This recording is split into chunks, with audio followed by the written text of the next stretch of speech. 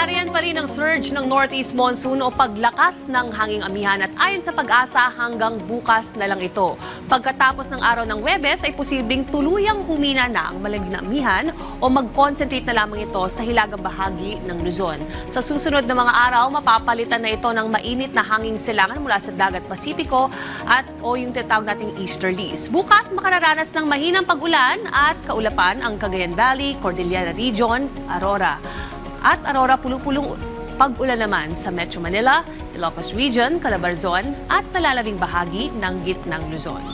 Kaninang umaga, naitala ang 12.4 degrees Celsius sa Baguio City, 15 degrees sa Batanes at 17 degrees naman sa Tanay Rizal. Samantala dito sa Metro Manila, malatagaytay ang lamig ng panahon, umabot yan sa 20.7 degrees Celsius. Ito yan sa Quezon City at 22.6 naman sa Pasay City, San Naia area.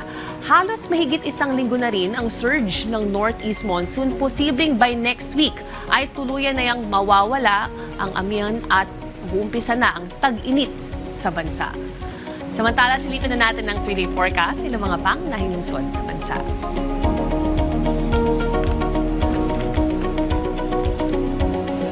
Keep safe at stay dry. Laging tandaan may tamang oras para sa bawat Pilipino. Panapanaw lang yan.